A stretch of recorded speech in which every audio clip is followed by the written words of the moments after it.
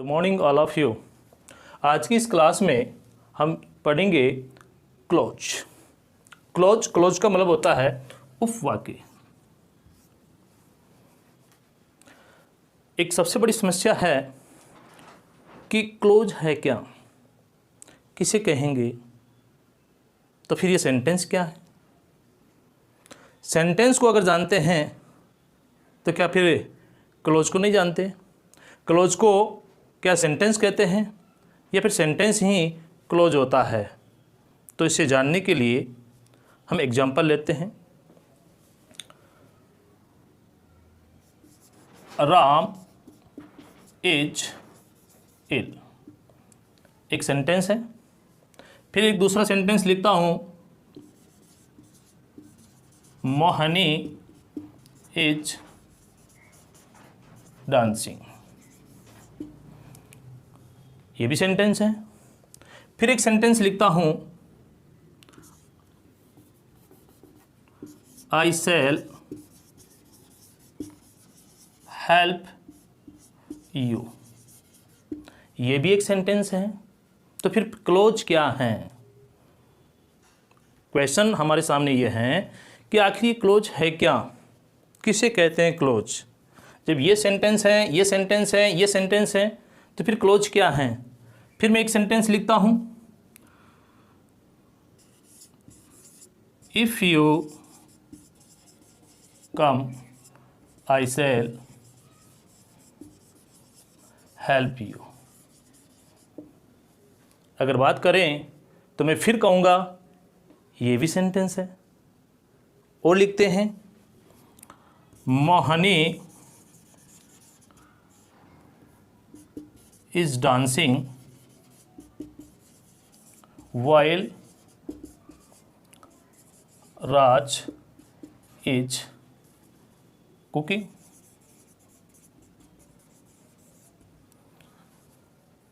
Once again, this also is called a sentence। तो फिर close क्या है, स्टूडेंट्स की सबसे बड़ी प्रॉब्लम, क्रूशियल पॉइंट है स्टूडेंट्स के लिए कि ये क्लोज क्या है। वे मिक्सअप कर देते हैं क्लोज को सेंटेंस और सेंटेंस को क्लोज। अगर आपने इस महत्वपूर्ण बिंदु को जान लिया कि क्लोज क्या है और सेंटेंस क्या है, क्या दोनों एक ही चीज़ हैं या फिर दोनों अलग अलग हैं। आज के हमारी इस वीडियो का यही कॉन्सेप्ट है कि क्लोज आखिर है क्या, क्लोज किसे कहते हैं। क्लोज इसको कहते हैं नहीं, तो फिर इसको कहते हैं नहीं, तो फिर क्लोज कहते हैं किसको हैं। तो आइए साथ साथ आगे बढ़ें और जानें कि क्लोज क्या हैं। राम इज इल, मैंने बताया कि राम इज इल और मैंने कह दिया कि ये सेंटेंस हैं। तो पहले तो ये क्लियर करें आप कि सेंटेंस क्या हैं। तो सेंटेंस होने के लिए क्या चाहिए। Sentence is a group of words which has a subject and A predicate that makes complete sense. यहाँ बात करें, राम सब्जेक्ट है, राम क्या है, सब्जेक्ट है, और बाकी का जितना आगे लिखा हुआ है वो सब प्रेडिकेट हैं। तो एक सेंटेंस होने के लिए की एलिमेंट क्या है, सब्जेक्ट और प्रेडिकेट, यानी सब्जेक्ट और वर्ब का होना अनिवार्य है। यदि हम इंपरेटिव सेंटेंस की बात करें तो एक सिंगल वर्ड मैं कहूँ गो, तो ये भी क्या है, एक सेंटेंस है। क्यों सेंटेंस है, क्योंकि इंपरेटिव सेंटेंस में यू हिडन होता है। यू क्या होता है, हिडन होता है। यू क्या है, यहाँ पर सब्जेक्ट है, और गो क्या है, यहाँ पर वर्ब है। सब्जेक्ट और वर्ब दो एलिमेंट एक ऐसी चीज है जो एक सेंटेंस कहलाने के लिए आवश्यक है। दूसरी आवश्यक बात क्या है कि complete sense they, you go, तुम जाओ। तो यहाँ पर क्या कह रहा है कि राम इज इल, राम बीमार हैं। और जब राम बीमार हैं तो सेकेंड सेंटेंस क्या कह रहा है, मोहिनी इज डांसिंग, नृत्य कर रही है मोहिनी। और जब मोहिनी यहाँ सब्जेक्ट है तो इज डांसिंग क्या है, यहाँ पर प्रेडिकेट है। तो ये भी क्या हुआ, एक सेंटेंस हुआ। ये भी क्या हुआ, एक सेंटेंस हुआ। I shall help you, I subject है और शैल हेल्प यू प्रेडिकेट हैं। जबकि हमें तो सेंटेंस होने के लिए केवल दो ही एलिमेंट की खास आवश्यकता होती है, सब्जेक्ट और वर्ब की, जबकि यहाँ हमारे पास पूरा प्रेडिकेट है। प्रेडिकेट में ये जरूरी नहीं कि केवल वर्ब ही हो, वर्ब के अलावा जो अदर एलिमेंट्स हैं, अदर कंपोनेंट्स हैं, वो भी इसमें इंक्लूड होते हैं। अब यहाँ थोड़ा और आगे बढ़ते हैं तो हमारे सामने आता है if you come I shall help you. If you come I shall help you. यदि तुम आओ तो आई शैल हेल्प यू, तो मैं आपकी मदद करूं। क्या कह रहा है यहां पर? इफ़ यू कम, यदि तुम आओ तो आई शैल हेल्प यू, तो मैं आपकी मदद करूं। यानी आओगे, यदि आप आओगे तो मुझसे मदद पाओगे। तो सीधी सी यहां पर एक शर्त डाल दी इसने कि मेरे पास आने का मतलब है कि आपको मदद होना, आपको मदद किए जाना। तो यहां पर आप जरा देखें, यहां पर दो अलग अलग सेंटेंस हैं, दो अलग अलग सेंटेंस हैं। सब्जेक्ट है इसमें, सेंटेंस में दिख रहा है, वर्ब इसमें दिख रही है। एक सेंटेंस होने के लिए टू एलिमेंट्स का होना जरूरी है और वो टू एलिमेंट्स यहां पर मौजूद हैं। इट मीन्स ये क्या है, अपने आप में सेंटेंस है, लेकिन बात अधूरी है, लेकिन बात अधूरी है। आगे बढ़ते हम, सब्जेक्ट हैं और यहां क्या है, वर्ब हैं। डजंट मैटर कि वर्ब आपकी हेल्पिंग वर्ब है, मेन वर्ब है या फिर बी वर्ब है, इट डजंट मैटर, वर्ब होना चाहिए। तो आई शैल हेल्प यू, तो यहां पर भी क्या हो गया, ये इसका प्रेडिकेट हो गया। तो सेकंड सेंटेंस भी अपने आप में एक सेंटेंस होने की जो शर्तें हैं उनको पूरा करता है। तो फिर सर आपके दिमाग में, आपके जहन में क्वेश्चन उठ रहा होगा कि आप क्लोज पढ़ा रहे थे तो फिर सेंटेंस में ही आप अटके पड़े हो।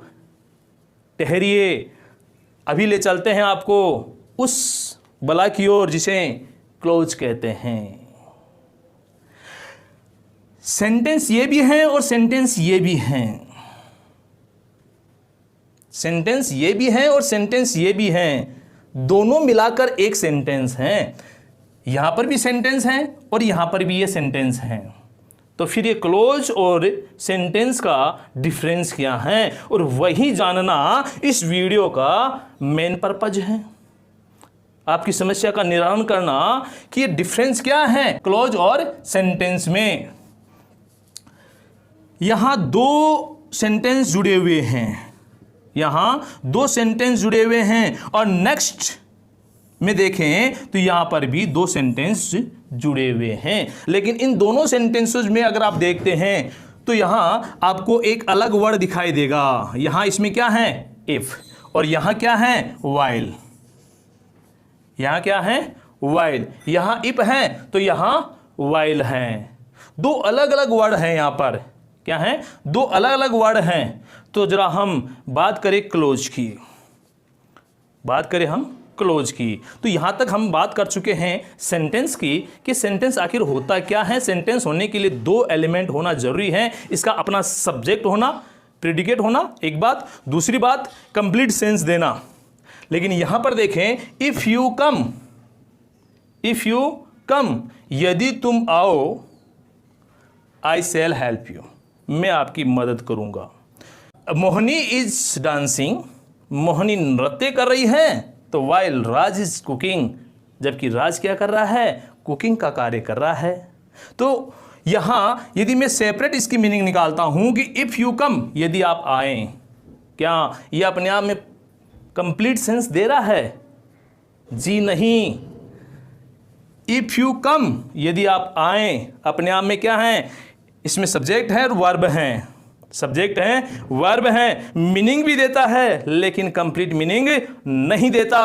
तो फिर कंप्लीट मीनिंग कैसे देगा, क्यों नहीं देता? जरा आगे बढ़े। I shall help you, I shall help you, एक बार के लिए इसे छोड़ दें, आगे बढ़े। आई शैल हेल्प यू, यदि इतना सा लिखते हैं तो ये हमने ऊपर लिख रखा है पहले से ही, और इसको हमने इंडिकेट किया हुआ है सेंटेंस के रूप में। इंडिकेट किसमें किया हुआ है, सेंटेंस के रूप में। तो इसका मतलब ये तो सेंटेंस है, तो फिर ये क्या है, ये क्लोज है। क्या है, ये ही क्लोज है। देख लीजिए, इसे ही क्लोज कहते हैं। यही आपकी दिमाग की बीमारी है कि आखिर वो क्लोज है क्या, वो क्लोज यहां बैठा हुआ है, क्यों? क्योंकि इससे पहले इफ लगा हुआ है। ये इफ इधर इसमें वाइल, दोनों वर्ड कंजक्शंस हैं। दोनों वर्ड्स क्या हैं? कंजक्शंस हैं, जिन्हें हम अगले चैप्टर में देखेंगे। फिलहाल के लिए हम बात कर रहे हैं केवल और केवल क्लोज और सेंटेंस की। तो क्लोज की जानकारी ले रहे हैं। तो क्लोज क्या है? सेंटेंस हैं। क्लोज क्या है? अपने आप में एक सेंटेंस है, लेकिन क्या होता है, ये कंप्लीट सेंस देने के लिए ये किसी दूसरे यानी साथ वाले सेंटेंस पर निर्भर होता है, आश्रित होता है। तो फिर क्या दूसरा सेंटेंस क्या होता है? दूसरा सेंटेंस कंप्लीट सेंस देने वाला सेंटेंस होता है। आई शैल हेल्प यू, मैं आपकी मदद करूंगा। यहां पर ये कंप्लीट सेंस देने वाला सेंटेंस है। और जब कंप्लीट सेंस देने वाला सेंटेंस होते हैं दो सेंटेंसेज में, तो वो सेंटेंस मेन सेंटेंस कहलाता है, यानी इसको कहेंगे मेन क्लोज। क्या कहेंगे इसको? Main close. मतलब क्या हुआ? एक क्लोज भी अपने आप में सेंटेंस है, लेकिन होता क्या है, मतलब दूसरे सेंटेंस का पार्ट होता है, क्योंकि ये अपना स्वतंत्र अर्थ ग्रहण करता है, लेकिन पूरा अर्थ ग्रहण करने के लिए किसी दूसरे सेंटेंस पर आश्रित होता है, जो हम यहाँ देख रहे हैं। तो क्लोज कभी अपने आप में एक सिंगल सेंटेंस क्लोज तो है, ऐसा हम कह सकते हैं, लेकिन डायरेक्ट हम उसको क्लोज नहीं कहेंगे। क्लोज कब कहेंगे? जब कोई दो सेंटेंस होंगे, और जब दो सेंटेंस होंगे, दोनों सेंटेंसों में कोई कंजक्शन वर्ड जुड़ा होगा, तो ही हम क्लोज कहेंगे। इफ लगते ही इफ यू कम, ये एक सबऑर्डिनेट क्लोज हो गया, और यहां पर आई शैल हेल्प यू, ये मेन क्लोज हो गया। इसको मेन क्लोज क्यों कहते हैं? क्योंकि ये पूर्ण अर्थ देता है। और इसको सबऑर्डिनेट क्यों कहते हैं? क्योंकि अपने अर्थ को ग्रहण करने के लिए इस पर आश्रित रहता है। तो यहां पर भी ये क्या है? यहां पर ये मेन क्लोज हैं। क्या है? मेन क्लोज हैं। और यहां पर क्या है? ये सबऑर्डिनेट क्लोज हैं। क्या है? सबऑर्डिनेट क्लोज हैं। Main close, subordinate close. कहने का मतलब अब पहचान कैसे कर? जिस क्लोज के ठीक आगे कोई कंजक्शन वर्ड लगा हो, वही सबऑर्डिनेट या कोऑर्डिनेट क्लोज कहलाएगा। अब आप कंफ्यूज हो रहे हो यहां पर कि सर फिर ये कोऑर्डिनेट क्लोज क्या है? कोऑर्डिनेट क्लोज वो क्लोज हैं जो कोऑर्डिनेट कंजक्शन से जुड़ा है, और सबऑर्डिनेट क्लोज वो हैं जो सबऑर्डिनेट कंजक्शन से जुड़ा है। तो यहां आई होप आपको अंडरस्टैंडिंग हो गई होगी कि क्लोज और सेंटेंस में बारीकी का अंतर है, और वो अंतर क्या है? तो देखते हैं इसकी डेफिनेशन की जब बात करें तो वही बातें जो हमने पहले कर चुके हैं, उन्हीं बातों को डेफिनेशन के तौर पे हम देख सकते हैं। A clause is a group of words, सीधी सी बात है, which forms part of a sentence, यानी सेंटेंस का क्या है? ये पार्ट है, अपने आप में सेंटेंस पूरा नहीं है। सेंटेंस के एलिमेंट इसमें हैं। क्या है? Contains a subject and A predicate of its own, यानी सब्जेक्ट और प्रेडिकेट इसका अपना है, लेकिन ये क्या है? किसी सेंटेंस का पार्ट है, इसलिए इसे सेंटेंस नहीं कहेंगे, तो क्या कहेंगे? इसे क्लोज कहेंगे। कुछ एग्जाम्पल फिर से लेते हैं। कुत्ता दौड़ गया, व्हेन आई विशल, जब मैंने सीटी बजाई, I came but he went away, मैं आया था लेकिन वो चला गया। मैं आया था लेकिन वो चला गया। तो यहाँ पर क्या है? अभी क्लोज को पहचानने के लिए हमने एक ट्रिक बताई थी कि जिस क्लोज से पहले कोई कंजक्शन वर्ड लगा हो, वही हमारे लिए क्या हैं? सबऑर्डिनेट या कोऑर्डिनेट क्लोज हैं। तो यहाँ पर बट कंजक्शन इससे पहले लगा हुआ है, तो ये कोऑर्डिनेट कंजक्शन है। क्या है? कोऑर्डिनेट कंजक्शन यहाँ लगा हुआ है, कोऑर्डिनेट कंजक्शन वर्ड है ये। और कोऑर्डिनेट क्लोज यहाँ पर ये है। ऊपर वाले में क्या है? व्हेन आई विशल, तो यहाँ पर क्या है? सबऑर्डिनेट कंजक्शन है। ये कौन सा कंजक्शन है? सबऑर्डिनेट कंजक्शन है। और यहाँ पर क्लोज कौन सा हो गया? ये सबऑर्डिनेट क्लोज, सबऑर्डिनेट क्लोज। यहाँ पर क्या हो गया? ये मेन क्लोज। यहाँ पर भी क्या हो गया? ये मेन क्लोज। अच्छा, मेन क्लोज को प्रिंसिपल क्लोज भी बोलते हैं। प्रिंसिपल में ध्यान रखें, प्रिंसिपल में स्कूल वाले कॉलेज वाले प्रिंसिपल वाली स्पेलिंग आती हैं। तो प्रिंसिपल क्लोज, मेन क्लोज, या तीसरा इसका नाम है इंडिपेंडेंट क्लोज। इंडिपेंडेंट क्लोज भी इसका नाम है, क्योंकि अपने आप में स्वतंत्र हैं, प्रमुख हैं, मुख्य हैं। तो फिर इधर इनके क्या नाम होंगे? Subordinate close, coordinate close. Coordinate close क्यों है? क्योंकि कोऑर्डिनेट कंजक्शन से जुड़ा हुआ है। सबऑर्डिनेट क्लोज क्यों है? क्योंकि सबऑर्डिनेट कंजक्शन से जुड़ा हुआ है। तो ये तो इनके कंजक्शन वर्ड की वजह से इनका नाम बदल रहा है, लेकिन है क्या ये? डिपेंडेंट क्लोज है। ये क्या है? डिपेंडेंट क्लोज है।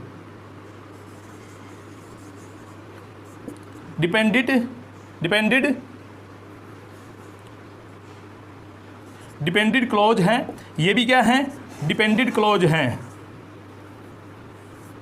तो आज के इस लेक्चर में हम यहीं तक पढ़ेंगे, क्लास यहीं समाप्त करते हैं। आज के इस लेक्चर का हमारा उद्देश्य था क्लोज क्या हैं, इसे हम कैसे आइडेंटिफाई करें और सेंटेंस से इसको कैसे डिफ़र करते हैं, कैसे अलग करके पहचानते हैं।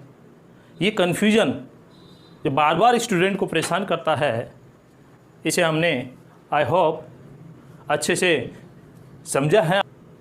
और नेक्स्ट वीडियो में हम देखेंगे कि क्लॉज के टाइप्स क्या हैं,